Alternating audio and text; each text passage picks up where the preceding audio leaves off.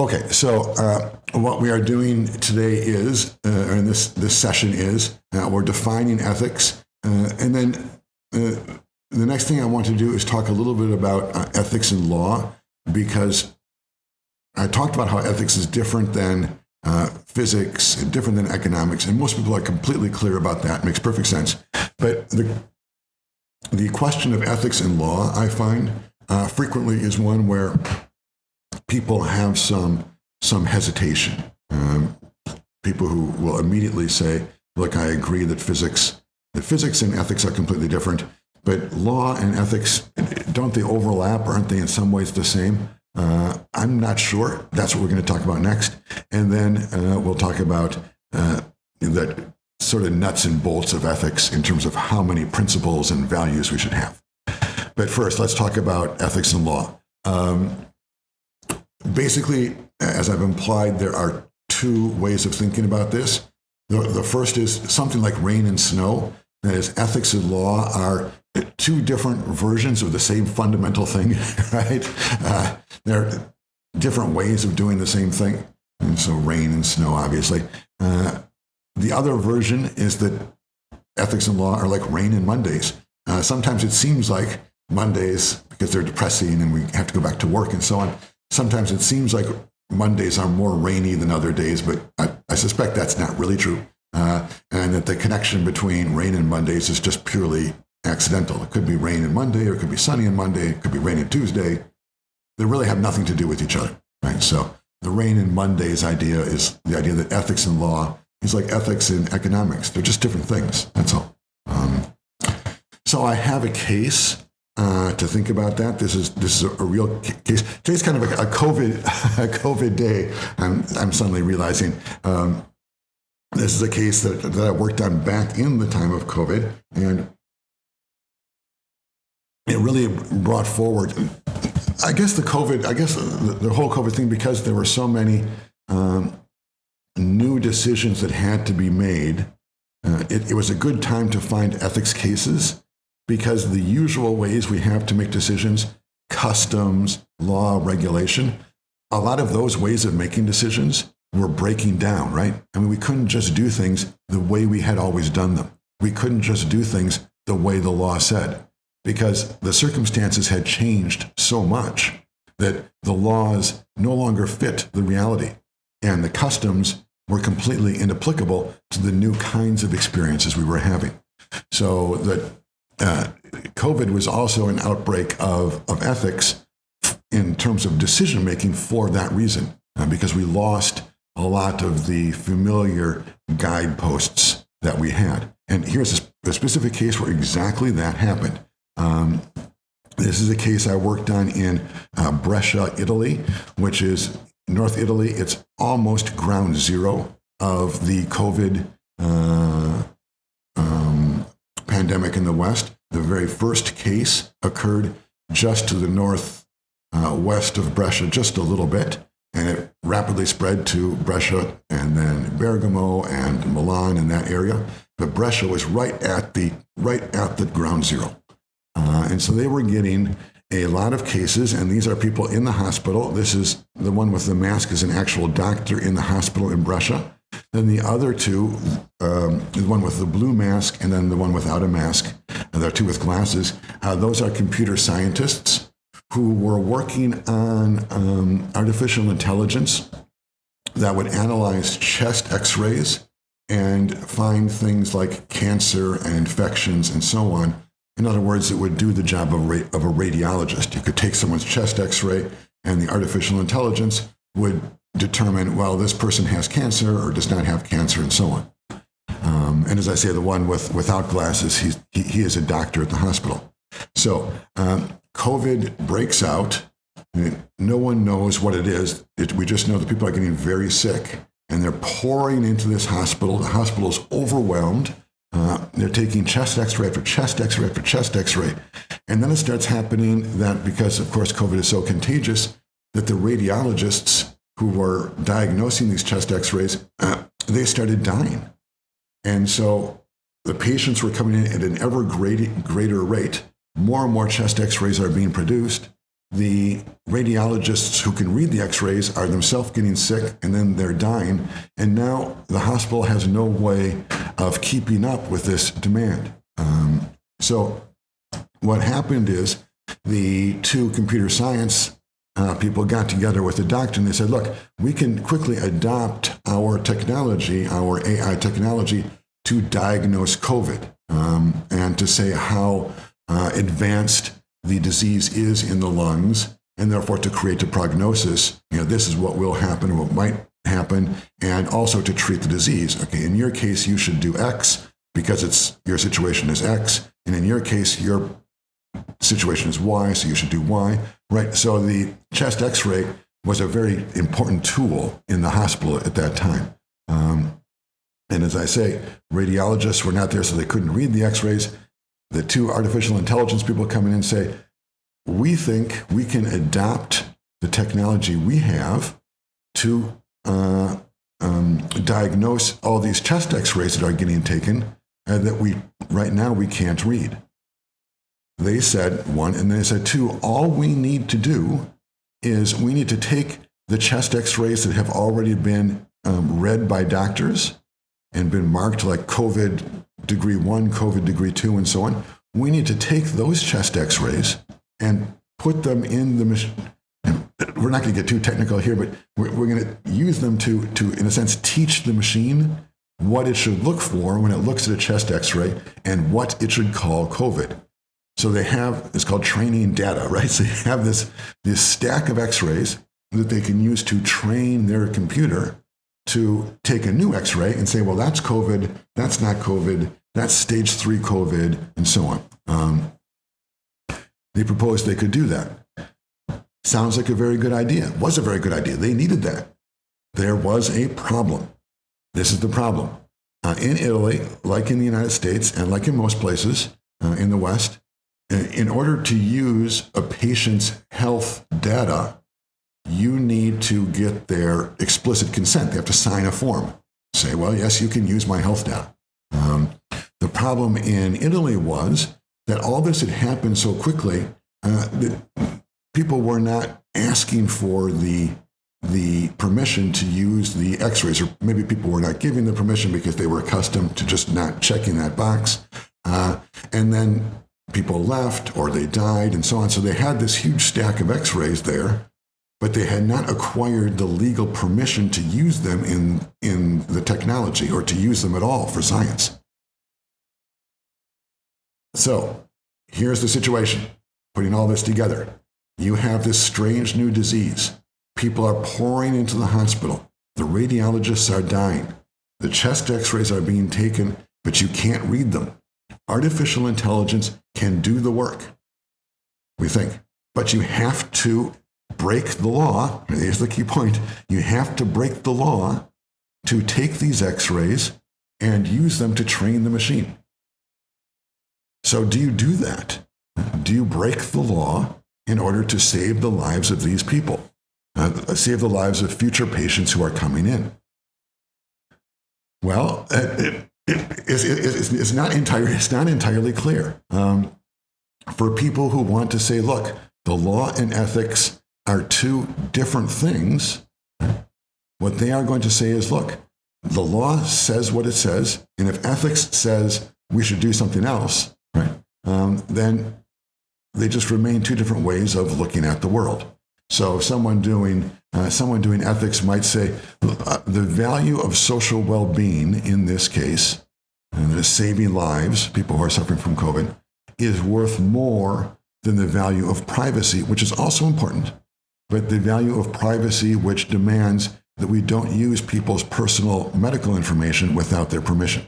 Both those two values are important, we recognize. However, in this extreme case of COVID, the social well-being importance outweighs the privacy importance. So we should use those X-rays even though we're violating their privacy. And if you want to say that law and ethics are kind of the same thing, then you say, well, look, that same argument works against the law too. We should just ignore the law and use the X-rays.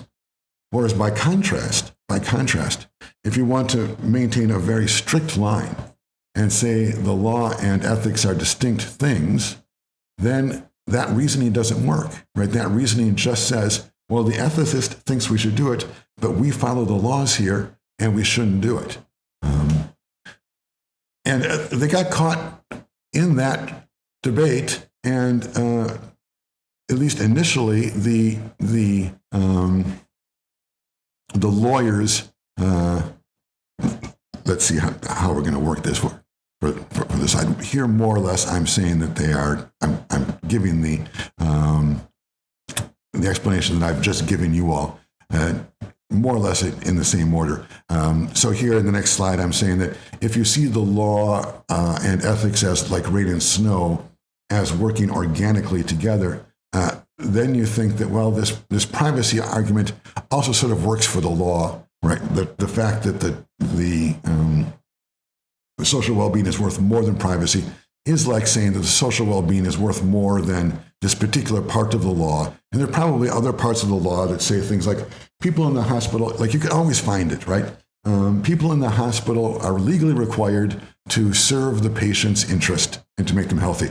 I'm sure that exists somewhere in the law everywhere, right? That there's regulations that the hospital people must help the health of the patients. So once you have that kind of conflict, it says on the one side you can't use the information, but on the other side you have to help the patients, right? Then you can say, look, it's just like ethics. On the one side, we have social well-being. On the other side, we have privacy. And in this case, helping the patients is more important than getting the consent. In this case, helping the social well-being is worth more than the privacy.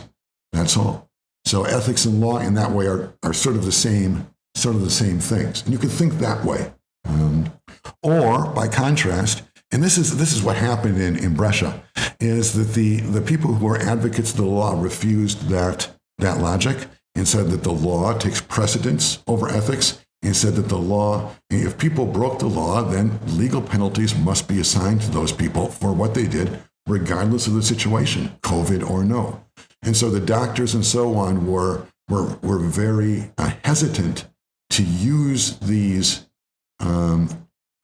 X-rays because they were afraid they might end up going to jail later on, right? That's very reasonable. Part of ethics is also worrying, protecting yourself and protecting your own autonomy and freedom. And you can only do that if you're outside of jail, right? So it's perfectly reasonable to say, as long as the people who are enforcing the law are not willing to acknowledge that the technical law should be breached to allow us to look at these X-rays and use them to train the machine, as long as that exists, then I'm not going to do it. I don't want to go to jail. And that, as I say, that was the situation for some time in Brescia. But fairly quickly, they filed a kind of appeal with the government, and the government came to a very interesting decision. They essentially said that the area of the hospital at that time within the COVID was an area where law did not apply. They said, essentially, we cannot tell you that it is legal to use these X-rays to train your machine, but we can tell you it's not illegal or legal. It's neither one or the other. It's kind of like, I'm not sure if you've ever seen the movie The Purge, where you have like 24 hours, there's no law. Well, it's not exactly like that, of course. But in some sense, it's kind of like that, right? They essentially said, look, there is this area of reality where there is no law. It's not legal. It's neither legal nor illegal. We're in a crisis situation. Law is, in a sense, suspended in that area. And as soon as they said that, then right away, bang, the whole group could make the ethical argument that social well-being outweighed privacy concerns at this moment in this situation. They were immediately conceded that argument, and then they immediately used the X-rays, trained the machine, it worked, and they saved countless lives in Italy, and then maybe in other places too, because they sent the results in the program to other places. Everything was very confused at that time, so it's hard to get exact facts. But certainly they saved lives there at that hospital, and they saved lives because, in essence, they made the claim that ethics is independent of law. There are two different ways of doing things, and so we don't need to really worry about sticklers insisting that the privacy rules are so important that they cannot be breached even in a national health emergency. Now, that's, by the way, that's a respectable position. I'm not saying that's a wrong position. I am just saying that on the practical level, the easiest way to avoid that concern is just to say that we're going to make an ethical decision as opposed to a legal one. And that's what they did. And the point of all this is that, at least in this case, what was decided or what was understood in the background is that ethics and law are two completely different things. They're two different ways of making decisions. When the law is imposed, it seemed like it was going to be very hard to violate that privacy constraint. Whereas when it was pure ethics, it was much easier to say the value of social well-being was higher than the value of privacy. So again, it's this idea, what I'm trying to get at in this case is it's possible to think of law and ethics as just being two different ways of making decisions. Law and ethics is just like ethics and economics or ethics and physics, just different ways of making decisions. That said, there's no ultimate answer to the question, because many people take the opposite position and they say, look, what law tries to do, and there's a whole field of study here, they say what law tries to do is make kind of vague, abstract rules very concrete and practical for people to use in everyday life. Why? Because, as I sort of said at the initiating point, no one can wake up in the morning and make every decision they make in terms of ethics. It would just go on for hours and hours. Which shirt should I wear in terms of ethics? I could write a dissertation on that. Right? So I could never even get out of the house because I would be doing ethics all morning. So what law does, this argument is, what law does is it takes all that abstract stuff and just cuts it down into bite-sized pieces so that we can get on with our day doing little things. Like when we're trying to figure out what speed to drive on the highway, instead of going into these great discussions about what is my freedom to do whatever I want, and how does that weigh against the social well-being of others who might be driving more slowly, and instead of all that, they just say, look, the way that balances is you drive 55 and that's it. No more talk. Just drive 55. Go on with your life. Listen to the radio, right? So that's the other argument, the argument that law at least attempts to be some kind of form of ethics, a more practical and a bite-sized and applicable form of ethics. And you all just have to make your own decision about that. There's no answer. We don't have any set answer to that. It could be on the one side that ethics is just its own thing, distinct from the law, or it could be that there's a special relationship between ethics and the law, and the two are like snow and rain. There are different ways of doing the same thing. So you could ask, I'm giving you a pretty good idea of what I think I've given you a more or less complete idea of what this conundrum was. Basically, they were in a situation where to save lives, they had to break the law. They got out of it by getting this reprieve from the government. But imagine they did not get that reprieve. Would you break the law to save these lives? Yes or no? That's an ethical question with two senses. It's an ethical question in which you're asking first, right, what is worth more, privacy or social well-being? Because it's perfectly possible to argue, look, even if it costs lives, privacy, personal privacy is so important that we cannot use these chest x-rays without consent. You can argue that. It's very reasonable. Or you could argue the other side, that regardless of consent, social well-being is so important, we should use them. That's one debate. And then the second debate on top of that is, well, what do you do if the law says no? Wait, do you say that the law is actually wrong in that way because it's connected with ethics and what the law really means is da-da-da? Or do you just say they're two different things and maybe you break the law? Complicated web for you to think about for just a few minutes.